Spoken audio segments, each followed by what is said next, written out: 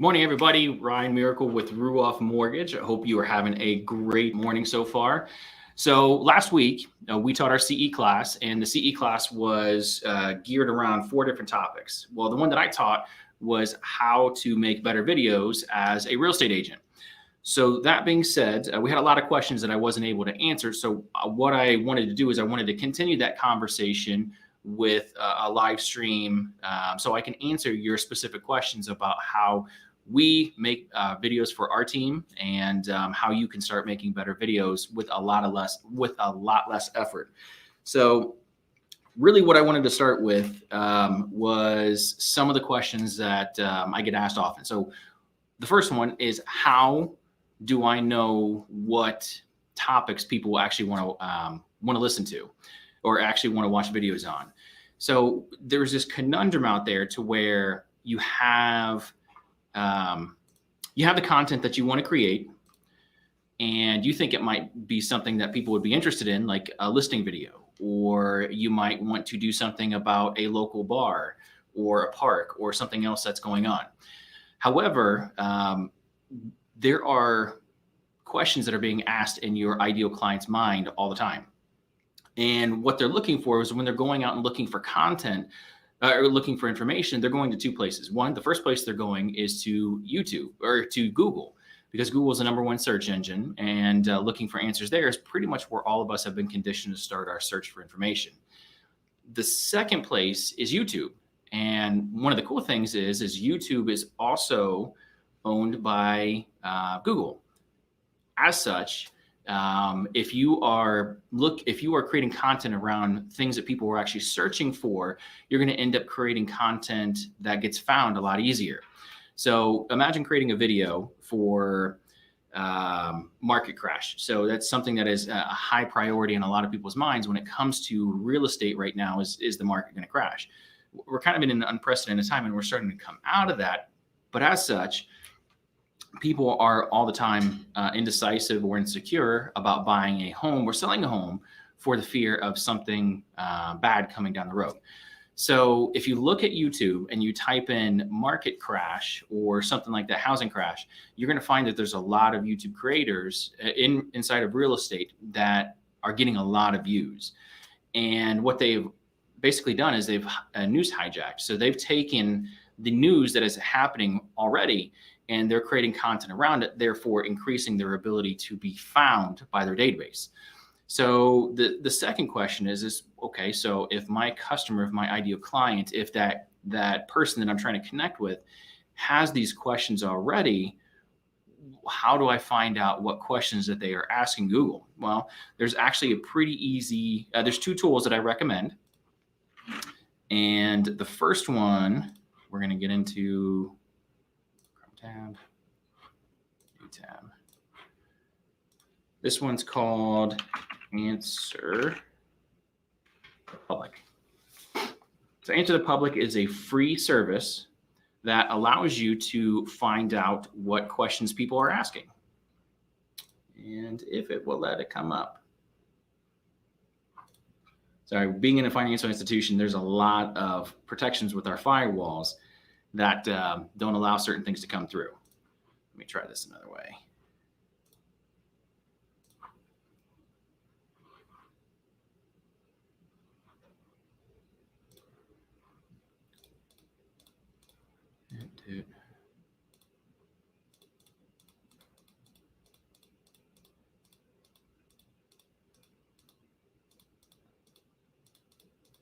All right, here we go.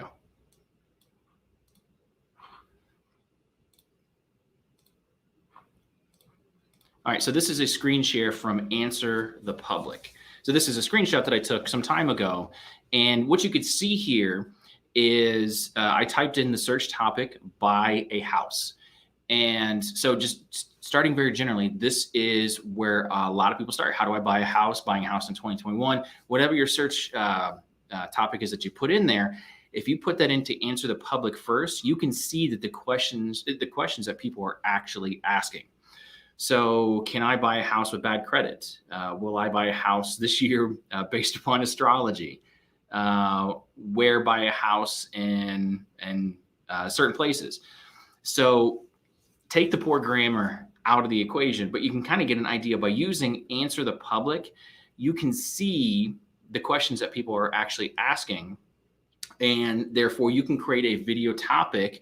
Let me see here. Can I buy a house with bad credit? So that is probably one of the higher search terms when you tie the term buy a house and the word can together. So can I buy a house with bad credit? So that's a very popular search within Google and YouTube. So what you can do is you can create a video based upon that topic and have can I buy a house with bad credit as the video title, and that's going to come up in search over and over and over again until you take the video down. So just imagine creating this video once, and then from there having the ability to be able to have it be watched over and over again, and therefore you're not wasting your time creating content that once you shoot it, it's done. The other one that I use often is called Keywords Everywhere. So basically the way that Keywords Everywhere works is you type in a search term, same search term that we used before, so buy a house. And when you type that in, it's also going to give you other related things that people are searching for. So for example, we see here buy a house, and you can see that it's being searched 40,000 times in a month. So that means over the United States, and I have this narrowed down to the United States, 40,000 times a month is how often this search topic is being searched. Now, you can't narrow it down to state. I know real estate's hyper specific, being Columbus, Ohio, what have you. This at least gives you an idea of what questions people are asking. The cool thing is it also gives you other suggestions that are related to that topic. So you can see here, buy house, that specific search term, 40,000 searches a month. However, houses for sale, over 1 million a month. Houses for sale near me, 13,000. So do you think that YouTube and Google are going to help the person searching that information to find the person who's creating content around that? And especially if you're putting it on YouTube, so Google's going to help promote that a little bit more. So those are a couple ways that you can help create content around the conversation that people are already having in their heads. So they're sitting at home at night, they put the kids to bed, or their sister just bought a house and now they're interested in buying a house too. So they're going to start looking for information on how to do so. So another thing that we needed to keep in mind, kind of staying on topic with what videos to create, is a lot of our clients, their better life is on the other side of the cliff. So they're standing on one side, and a better life that they would hope to reach for is on the other side. But you can see here that there's a huge cliff or a canyon that is standing between them and their better life. So what they're looking for is information on how to bridge that gap to get to the other side, because that information is earned by you and I over our careers. However, it's not inherently known by the people that are outside of the industry. So there's a lot of fear when it comes to making a decision, but having them have better information is going to help get them across that bridge. And then you're going to be that guide that helps to get them there. So when it comes to creating the content to put in your video, so we talked about how to find the questions that people are already asking. This is a cheat formula that I picked up in a book called Copywriting Secrets. So when you're creating copy, for your ads, for your videos, your scripts, whatever you want to call it, using the PQR2 formula allows you to create your script a lot easier and create content and create topics a lot easier. So your ideal client is first-time home buyers. So if you use the PQR2 formula, you're going to be able to answer or do some research on what are the two problems that they have. And then once you figure that out, what are the two problems that they have? What are the two questions that they're asking themselves? And once again, you can use Answer the Public or Keywords Everywhere to be able to research what questions that they are asking. And then you can answer those directly before they ever ask you the question. What are the two roadblocks? So are the roadblocks their credit score? Are the roadblocks they don't have enough cash? Is the roadblocks that they can't compete in the market because they don't have appraisal gap? Whatever the roadblocks are, find them and then address those before they actually bring that up to you. And then what are the results that they're after? So buying a house is usually the end game. However, that's not the real reason why they're buying a house. The reason that they're buying a house is driven by what's called psychographics, not demographics. Demographics are age, race, sex, location. If you have kids, no kids, those are demographics. Those are great, but that's not really a motivating factor of why people buy homes. So imagine a single guy who loves cars, but he has his pride and joy that's sitting in an apartment complex parking lot that some punk kid could come in and break his windows. So one of his motivating factors to buy a house would be to get a garage. So that way his car is safe, his hobbies are safe, his tools are safe. Another result that they could be after is someone could be really into CrossFit or yoga, and they don't really have a place to go work out or do those things. They would love to have a home gym, but they can't really do that in their mom's basement. So buying a home that gives them a basement that they can have that gym, that is a result that they are after. So with that being said, if you use the PQR2 formula, you're going to be able to create videos that actually speak directly to your ideal clients. So if you guys have any questions, I'd love to see you guys drop them in the chat, whether you're watching live on the right now, or if you're going to be watching it on the replay. So I would love to hear your guys' feedback on what you guys do to create videos, or what questions you have about creating videos for your ideal clients. So let me see here. So while I'm waiting for those questions to come in, let me see here. So the best platforms. So platform meaning like YouTube, Facebook, Instagram, those kind of things. So there's actually a lot of shifting that's happening in the video game right now. So TikTok came on strong during COVID. And what that really did was that showed the big boys, the YouTubes, the Instagrams, that people were hungry for short form content.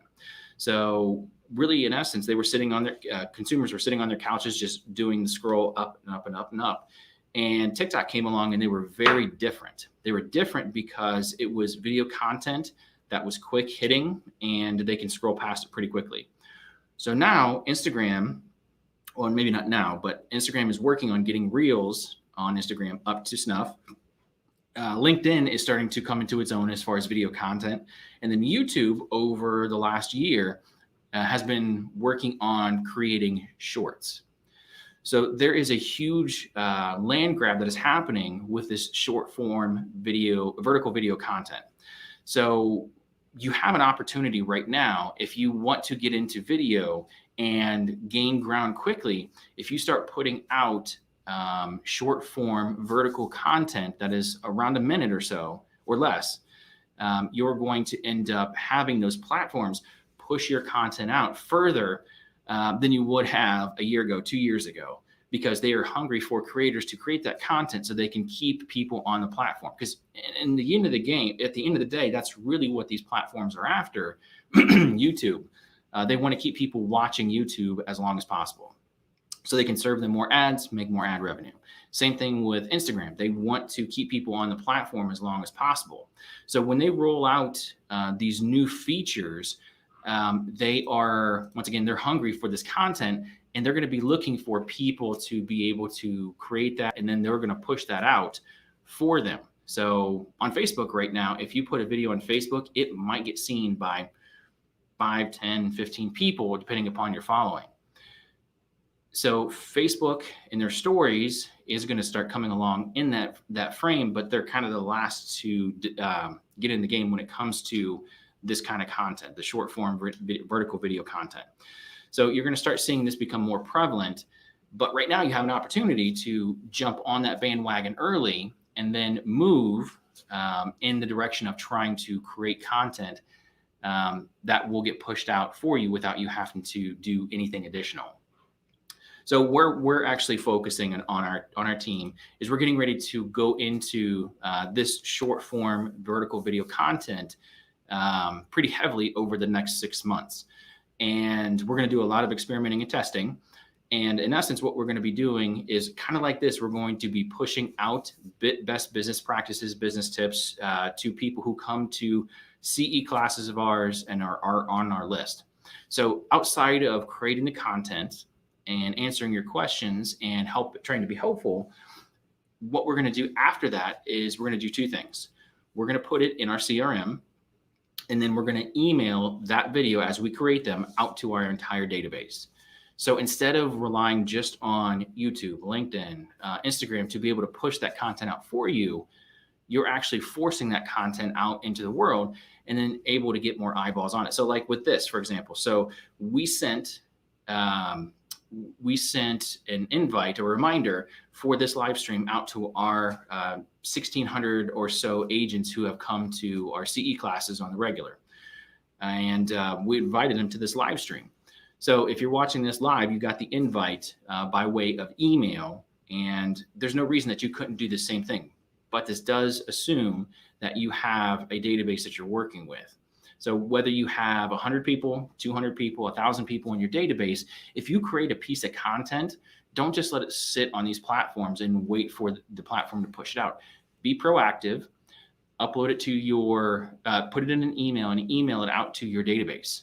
And what that'll do is that'll give you more foot traffic when it comes to the video, and therefore the algorithms on those platforms are going to give you a little bit more love. So try to get as much push out of your content as possible, because once again, you're going to take the time out of your day from calling clients, doing showings, those kind of things, to get these videos made. So there's no reason just to spend 2 hours on a video from the shooting, the editing, and then putting it on these platforms just to let it only be viewed by 10, 15 people. So after you get done, upload it to your database and then send it out to them by way of an email, so that way they can see the stuff that you're doing as well, because they may not be on Facebook for an entire week. Therefore, they can miss the content that you're doing. So that's our pro tip, and that's where we're really going to be going until the end of the year, is creating that platform, that system to be able to push out content on the regular to our ideal clients. Now, as far as so we've talked about what to talk about in your videos. We've talked about where to post your videos. We've talked about how to get more mileage out of your videos. However, we need to talk about the longevity of your videos. So you have two different types of videos that I see inside of real estate.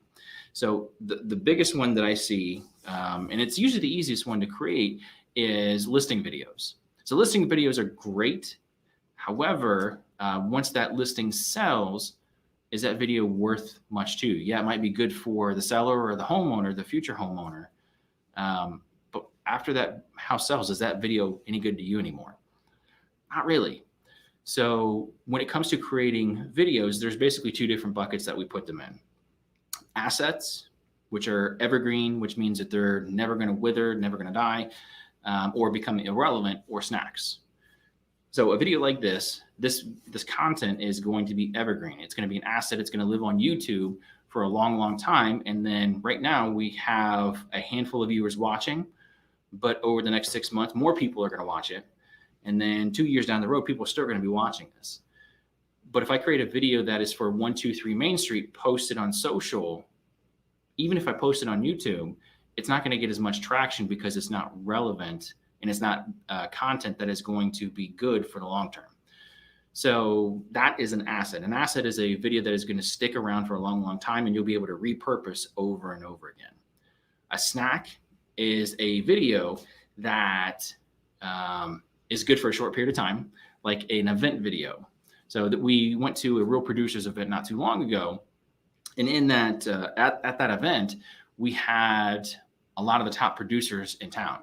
However, that event was just that one moment in time, but 10 years from now, that video is really not going to be relevant. It was relevant a week, 2 weeks, a month after we got done posting and publishing that video, but eventually it's not going to be worth too much. So when you're creating content, once again, go back to the questions that people are asking. Do your research, get the questions that people are asking, Create videos that are going to be long-term assets for you. So that way your time that you're spending creating these videos isn't wasted down the road. So that's the other thing is creating, and when you're talking about the platforms that you're putting these on, so YouTube, Instagram, Facebook, you have to think about how long those videos are going to be there. So for example, if I go on to Facebook and I start scrolling through my feed, and someone posted a video on my feed, it's going to eventually go away. So if your ideal client isn't going to get on Facebook for 2 weeks, the video that you spent 3 hours on is likely going to miss them. However, something like YouTube, for example, you put it onto YouTube and the video will stay there forever. So I'm starting to impress upon you that YouTube is a great platform because it's basically a library. It has a newsfeed feature, but the videos that get posted on there stay there forever. Have you watched a video on Instagram or Facebook or something like that, and then got busy, got distracted, and then you wanted to come back and watch that video later? How hard is it to try to find that video after you've watched it?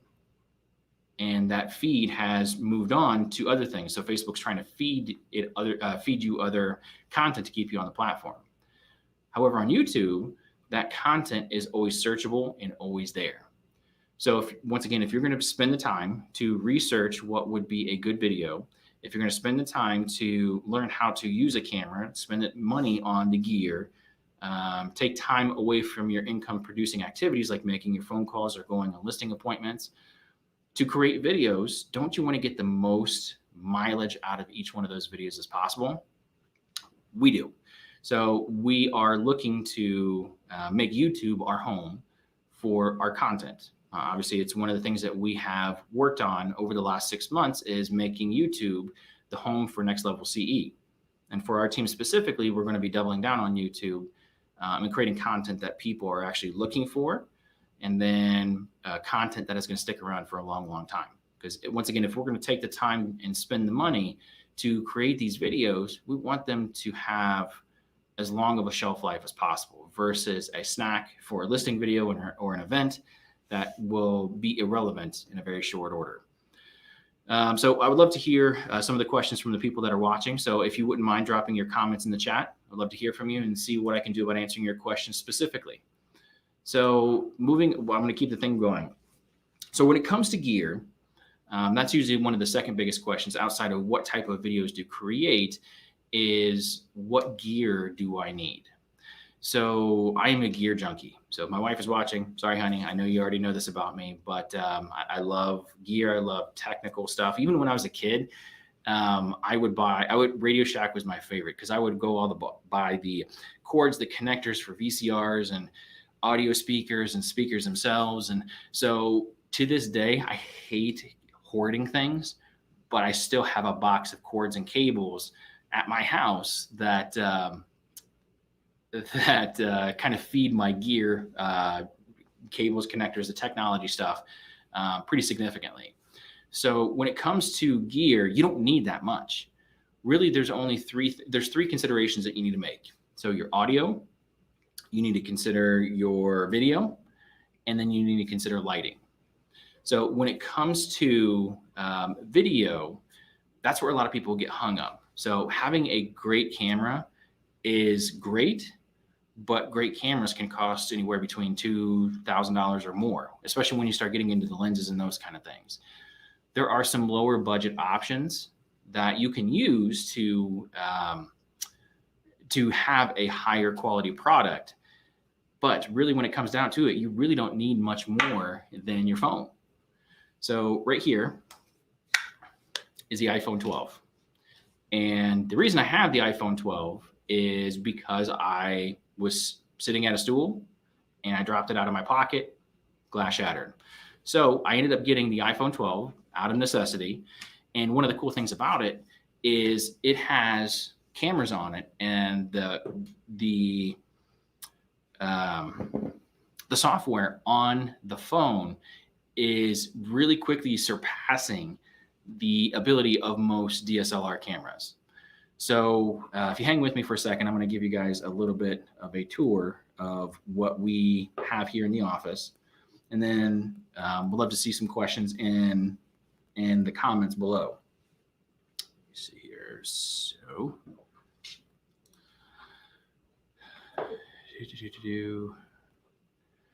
when it comes down to your camera, while I'm getting this pulled up, when it comes down to a camera, you really don't need much more than your phone. And when it comes to audio, audio is half of video. So photos, very one-sided. The camera makes a huge, huge difference. But when it comes to audio, that's something that people often leave on the table because there's an opportunity there for good audio, and it doesn't cost that much. So this little microphone right here is a Rode Micro that I got from Best Buy for like 50 bucks. Got it a while ago, and it worked great with my mobile filmmaking kit. So I can basically carry this thing around, and I can shoot just as good a video as any DSLR camera that any videographer would have. Let me see here. That is...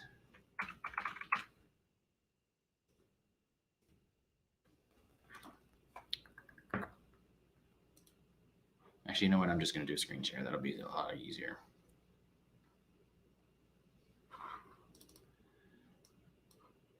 But audio, for what I have here as far as the streaming setup, I have a shotgun mic that is just below the camera that you can't see. And that's really all I have.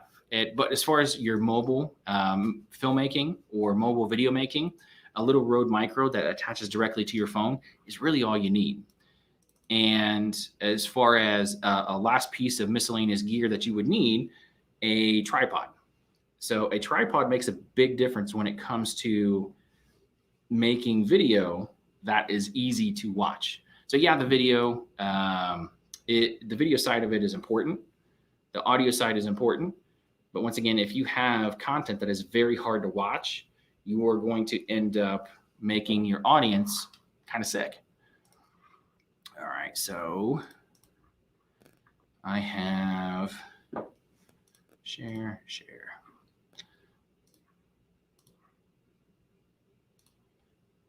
All right, so this is actually streaming directly from my phone. So you can see here, I'm streaming directly from my phone. So as far as the lights are concerned in the office, so I have a light here, and I'm sorry for the shakiness. Let's see here, yeah, kind of cooperate.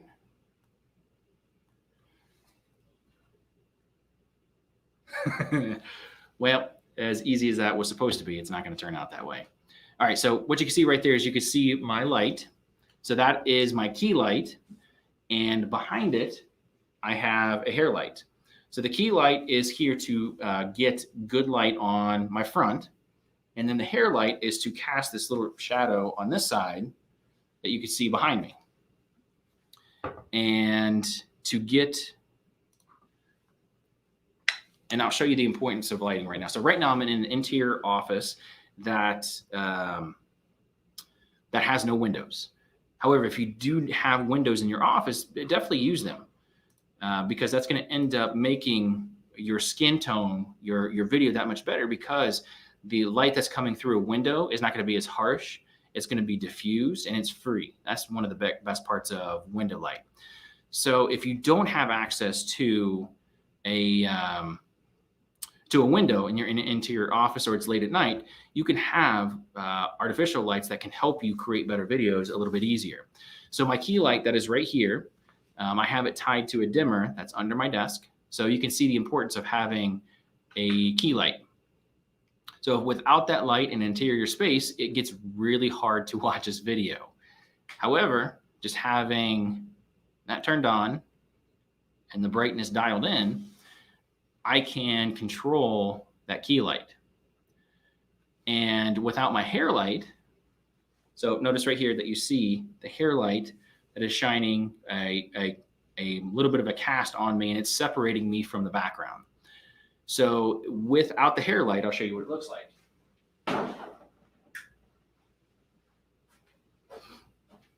So this is what it looks like without the hair light. So the hair light is a nice touch because it helps separate you from the background. So you can see here that it almost looks like I am part of the background. And if I turn off my backlight here,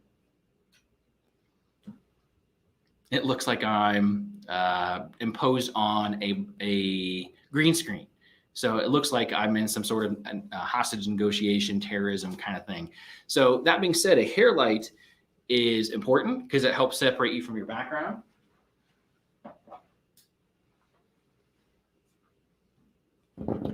And then this little doodad right here just adds a little bit of differentiation to make me stand out just a little bit further. And you can have it on brand colors and a whole bunch of things. So having good lighting will help make your video easier to watch, and it adds just a little bit of depth to your shot and makes your skin look better. And that's one of the reasons why I got into it is I am severely arthritic, and then part of the medication that I have to take for my arthritis is steroids, and that helps reduce the swelling, inflammation, those kind of things. However, one of the bad things about steroids is it really breaks out your skin.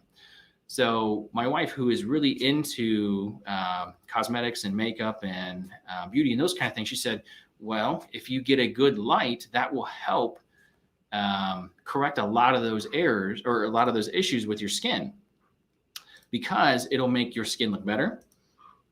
It'll wash out the wrinkles, make you look younger. So if you're worried about how your complexion would look on camera, get good lighting. And once again, don't do top-down lighting. So the office lights in here, they're the fluorescent stuff, and they're really yellow, and they make me look like I have jaundice. So get a nice, soft white light to kind of help you, your skin look better along the way as you're creating videos. Now, as far as gear is concerned, once again, if you don't have a DSLR, if you don't have if you're not a gear junkie like me, you just get three things. So one, a good microphone. And once again, you can spend anywhere between $20 and then $50 on a great microphone. You can, your camera, as long as you have one of the newer smartphones that has a camera that is more than what you will need. You just really need to learn how to use it. And if you go onto YouTube, type in your model of your camera or your phone, and then video, it'll give you all the tutorials that you will need on how to use your phone better for making video. And then lastly, a tripod. So the tripod that I have, once again, is a Ulanzi. And let me see here. I'm going to share.